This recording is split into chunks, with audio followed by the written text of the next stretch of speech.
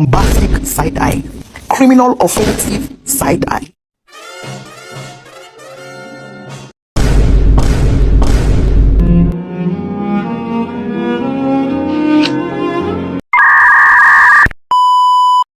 Halo semuanya, perkenalkan nama saya Rista Dianti dengan akhiran NIM 046, saya sebagai host. Perkenalkan, nama saya Mbak Santika Dewi dengan akhiran NIM 033, saya sebagai narasumber. Di sini kami akan membuat video tentang retorika dengan dosen pengampu yaitu Bapak Muhammad Fasli, SPD MPD. Cekidot. Oke guys, selamat datang di podcast kita hari ini. Kali ini kita akan ngobrol tentang retorika, yaitu seni berkomunikasi yang penting banget untuk terutama buat kalian yang suka berbicara di depan umum atau pengen pandai membujuk orang. Nah, oke guys, di sini saya akan menanyakan beberapa pertanyaan kepada narasumber kita tentang retorika. Oke, pertanyaan pertama yaitu, menurut Santi, apa sih itu retorika?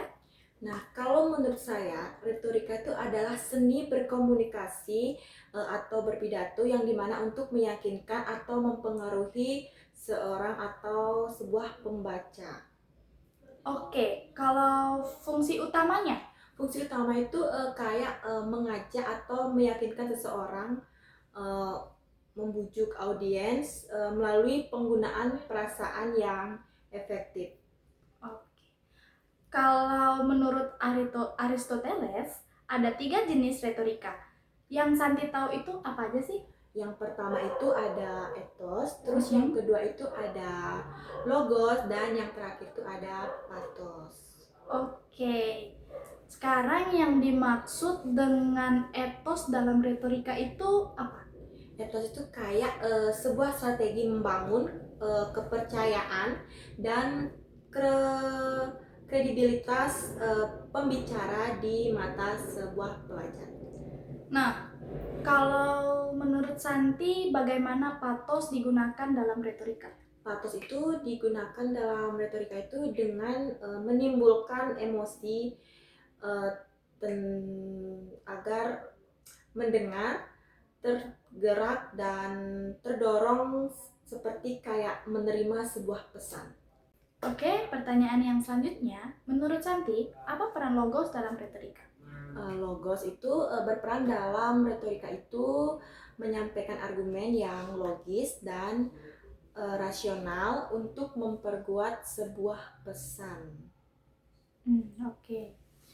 Kalau contoh penggunaan retorika itu dalam kehidupan sehari-hari apa aja sih? Kalau contoh retorika dalam kehidupan sehari-hari itu seperti berpidato, presentasi, iklan sebuah produk, dan juga sebuah pidato motivasi atau kita saat melakukan debat juga. Jadi retorika itu gak cuma buat orasi besar ya, tapi juga hal kecil sehari-hari. Iya, betul. Oke. Selain itu, apa menurut Santi di dalam retorika itu kan ada yang namanya kairos. Apa sih menurut Santi itu kairos? Kairos itu kayak sebuah kemampuan memilih waktu atau kesempatan yang tepat yang dimana untuk menyampaikan pesan itu secara efektif gitu. Oh iya. Nah, perbedaan antara retorika dan komunikasi biasa itu apa aja? Kayak retorika itu kayak seperti meyakinkan atau kayak mempengaruhi kita itu dalam sebuah berkomunikasi. Sedangkan kalau komunikasi biasa itu hanya menyampaikan komunikasi biasa seperti itu. Jadi sekedar cuma menyampaikan informasi kecil ya. Iya. Oke. Nah, sekarang sebutkan salah satu teknik retorika yang sering digunakan deh, yang biasa Santi tahu. Itu metafora. Metafora itu kayak membandingkan dua hal untuk memperjelas atau memperkuat sebuah pesan itu. Atau antitesis yang menempatkan dua ide.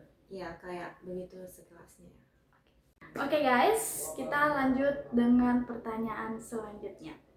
Menurut Santi, apa itu antitesis dalam retorika? Antitesis dalam retorika itu sebuah teknik menyandingkan dua gagasan yang di mana berlawanan untuk menonjolkan sebuah perbedaan begitu ya. Oke, terus kalau teknik repetisi mendukung retorika itu apa?